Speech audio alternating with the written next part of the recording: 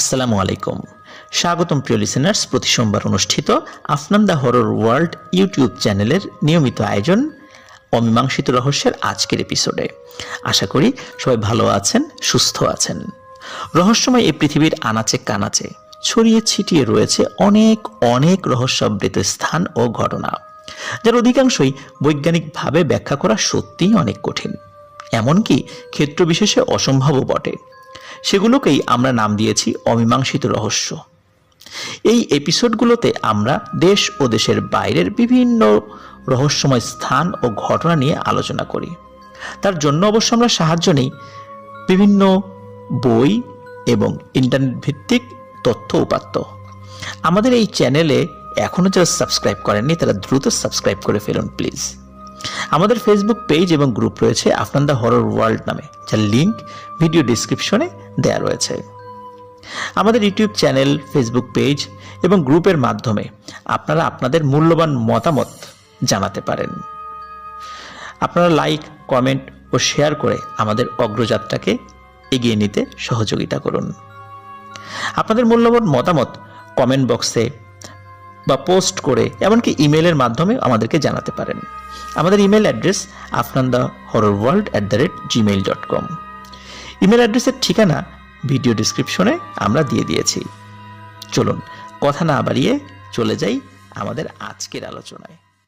প্রিয় দর্শক, পৃথিবীতে একই চেহারার একাধিক মানুষ কি থাকতে পারে? কাছাকাছি চেহারার মানুষ হয়তোবা থাকতে পারে, তাই বলে অনেকটাই মিল এমন কি কখনো হতে পারে? হলেও হতে পারে, কিন্তু কখন আমরা বলবো হলেও হতে পারে? যখন নির্দিষ্ট কোনো প্রমাণ আমরা হাতে পাবো।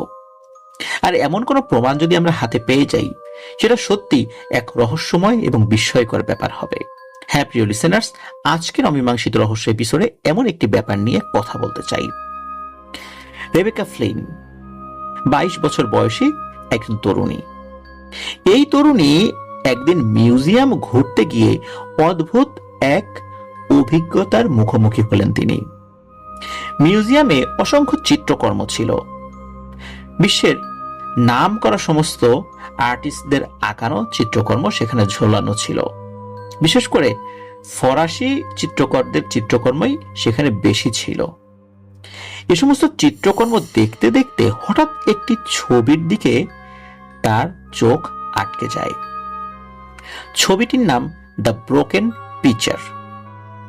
এই ছবিটি 1891 সালে বিখ্যাত ফরাসি চিত্রশিল্পী উইলিয়াম অ্যাডলফ বোগো দ্বারা অঙ্কিত হয়েছে। প্রিয় দর্শক, সাধারণত আর্টিস্টরা যখন ছবি আঁকেন, তাদের সামনে ছবি আঁকার কোনো একটা বিষয় থাকে। বিশেষ করে কোনো মানুষের চিত্রকর্ম যখন কোনো আর্টিস্ট আঁকেন, তার সামনে ওই মানুষটাকেই মডেল হিসাবে রাখা হয়। কথা হলো যে এই দ্য ব্রোকেন পিকচার, এই চিত্রকর্মে যেই নারীকে আঁকানো হয়েছিল বা দেখানো হয়েছিল, এই নারীর সাথে এই রেবেকা ফ্লিনের চেহারার হুবহু মিল পাওয়া যায়।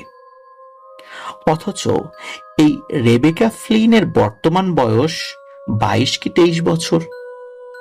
তাহলে 1891 সালে আঁকা এই ছবিতে যেই নারীকে দেখা যাচ্ছে, সেই নারীর চুলের গঠন, চেহারার গঠন, তার চোখ, ভ্রু, নাক, ঠোঁট, হাত, পা থেকে শুরু করে তার শারীরিক যে উচ্চতা দেখা যাচ্ছে, সেটা হুবহু রেবেকা ফ্লিনের সাথে মিলে যাচ্ছে।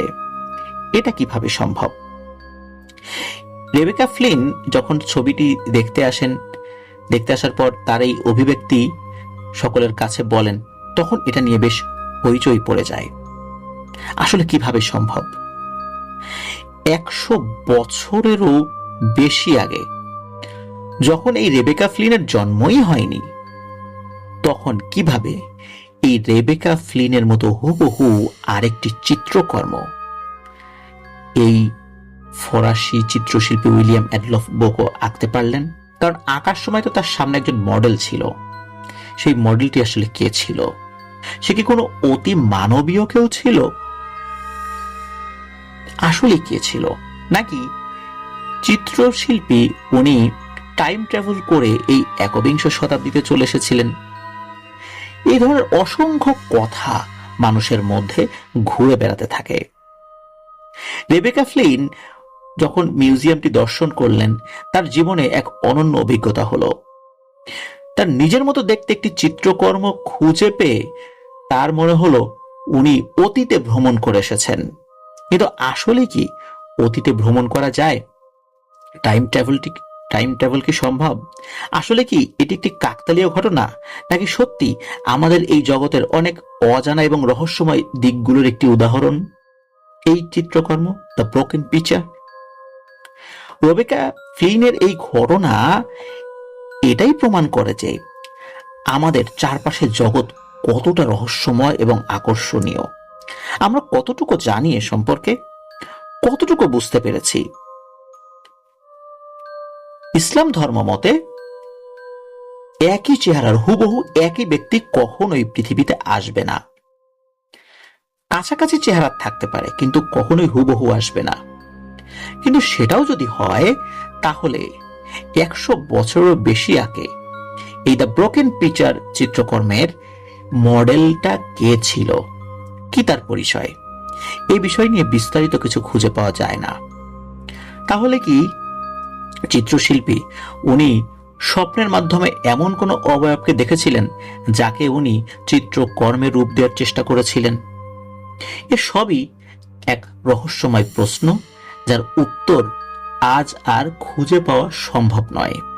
কিন্তু প্রিয় দর্শক, আপনারা যারা এই ছবিটা আমাদের এই ভিডিওতে বারবার দেখছেন, আপনাদের কাছে কি মনে হয় কিভাবে উইলিয়াম অ্যাডলফ বোকো এই ছবিটি এঁকেছিলেন? কাকে মডেল হিসাবে রেখেছিলেন? কে ছিল সেই রমণী? আর এই রেবেকা ফ্লিনের সাথেই বা তার কি সম্পর্ক ছিল? ছবিটা আপনারা খুব মনোযোগ দিয়ে দেখুন, দেখবেন আপনারা এক রহস্যে ঘেরা জগতের মধ্যে হারিয়ে গেছেন। অনেক রহস্য অনাবৃতই থেকে যায়, তা হয়তোবা সবসময় সময়ের গহ্বরে হারিয়ে যায়, আবারও ফেরত আসে। এই ছবিটি এমন একটি ছবি। উইলিয়াম অ্যাডলফ বোগো উনি কিন্তু 1905 সালে ফ্রান্সে মারা গিয়েছিলেন। তাহলে তার মৃত্যুর অনেক পরে কিন্তু জন্ম নিয়েছিল এই রেবেকা ফ্লিন। উনি কিভাবে দেখলেন? উনি কি ভবিষ্যতে এসেছিলেন? এই প্রশ্ন আজও অজানা। প্রিয় দর্শক, আপনাদের কাছে কি মনে হয় ছবিটি দেখে? মন্তব্য করতে ভুলবেন না। আর এ সম্পর্কিত আরো তথ্য যদি আপনাদের জানা থাকে, চাইলে আপনারা আমাদেরকে ইমেইল করতে পারেন। ইমেল অ্যাড্রেসটি হচ্ছে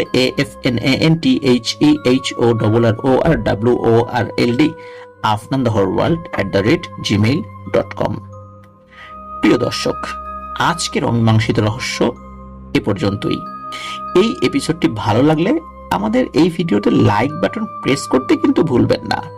আর কোনো অমীমাংসিত রহস্য নিয়ে যদি আপনাদের কাছে কোনো তথ্য থাকে, আমাদেরকে জানাতে পারেন। সেই বিষয়ে বিস্তারিত বিশ্লেষণ করে তথ্য সংগ্রহ করে আপনাদের সামনে উপস্থাপন করার চেষ্টা করব ইনশাল্লাহ।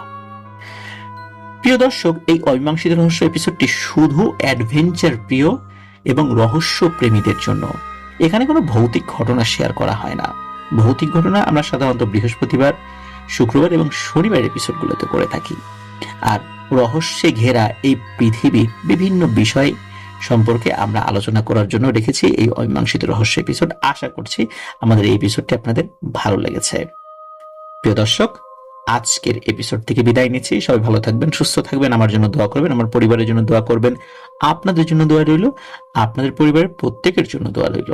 মহান আল্লাহ সুবহানাহু ওয়া তাআলা আমাদেরকে ভালো রাখুন, সুস্থ রাখুন, নিরাপদে রাখুন, আফনান দ্য হরর ওয়ার্ল্ডের সাথে রাখুন। আসসালামু আলাইকুম।